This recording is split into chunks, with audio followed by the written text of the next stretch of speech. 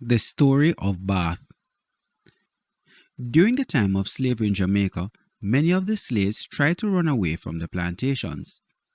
This is the story of how one slave who ran away and just by chance found something wonderful. This slave was waiting for a long time for the chance to leave the plantation. He heard that there were maroons in the mountains who might help him if he got away. One day, he and the other slaves were working in the field far from the great house. When the time came for them to stop working, the other slaves began to leave the field.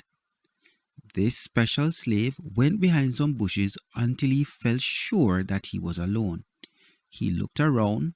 He didn't see anybody. This was his chance. He ran quickly and hid behind a tree beside the field.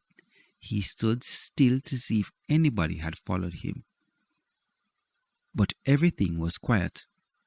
He wanted to get as far from the plantation as he could. He did not know when they would miss him and start looking for him, so he ran quickly into the forest. The slave had been going through the forest for many days. So here we have the slave. Here we have the other slaves, what looks like maybe the plantation owner or somebody. Let's read and find out some more. It was not as easy as he thought. There was a lot of bushes under the trees and the ground was rough. Worst of all, he had a bad leg which was beginning to hurt him. Many years ago, he was cut on his leg and it did not heal properly. Mr. Stanton, the man who owned the plantation, had tried to help him, but nothing could make the leg better.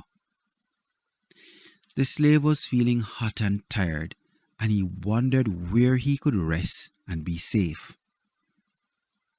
So here we see a body of water here. Looks like a fall. He's looking out from some sort of bush. Then he heard the sound of water. He rushed through the forest until he came to the place where the trees were close together, and it was dark and cool. There he saw a river flowing from under a rock on the hillside. The water looked beautiful and inviting. The slave laughed as he jumped into the river. "Why, why?" he shouted as he climbed quickly onto the bank of the river. He could not believe it. The slave looked at the strange water. "What is this?" he said to himself. "I have never seen a river with hot water. And what is this funny smell? This must be a magic river." He was frightened. He wondered if anybody was hiding in the trees and watching him. He looked around. Then another thought came to him. Could this be maroon magic? He wondered. If they are close by, this might be a good place to wait for them. So he slowly put his feet into the water again to see if it was really as hot as he first thought. It was hot, but not enough to burn him. He also found that the heat of the water made his tired feet feel a little better. He stayed by the river for some days, hoping that the maroons would come and find him. Every day he put his feet in the water, and every day his leg felt better. One day as he was walking out of the river, he looked at his bad leg. To his surprise, he saw that the terrible cut on it had gone away. The leg was better.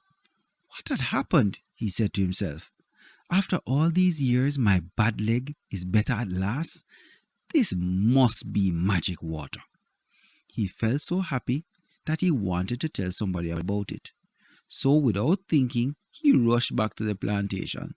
He even forgot that runaway slaves got a bad beating if they were caught. When he got there, he ran to the great house. "Mr. Stanton! Mr. Stanton!" he shouted.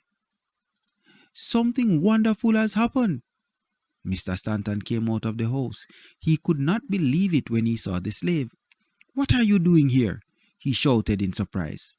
He saw the strange look on the slave's face. "Are you sick?" said Mr. Stanton.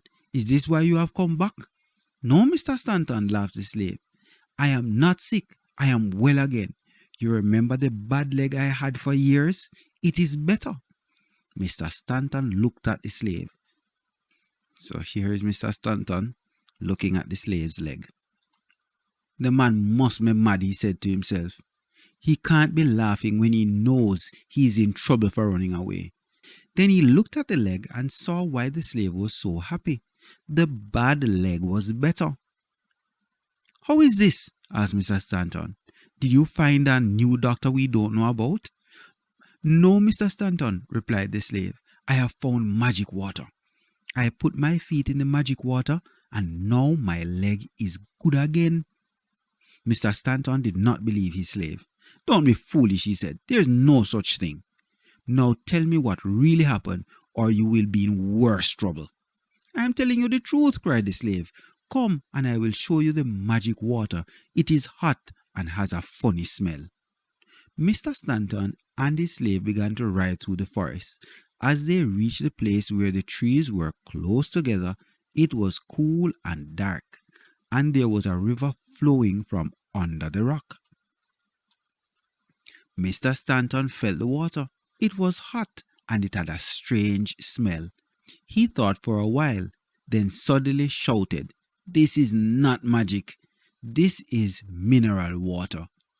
In England, mineral waters are used to make people better. You have found a wonderful thing. And this is how the mineral waters at Bath, St. Thomas were found in the year 1699. So here we have people going into the water. In the years that followed, people who were sick with all kinds of things went to Bath. Most of them went into the water, but some would even drink it. Many people said that it made them better. Even today, people still go to Bath. There is now a house where they may rest, and there are special bathrooms. Here the water is cooled, so that it does not feel as hot as when the slave first found it. So to wrap up this lesson, you're asked to write a little summary about the story. Please remember who, what, when, why, where, and how. What is the main idea of this story? What is the moral that we can learn from this story? What information did we get from this story? Write your little summaries and submit them to your teachers. All right, take care, and I'll see you in the next episode.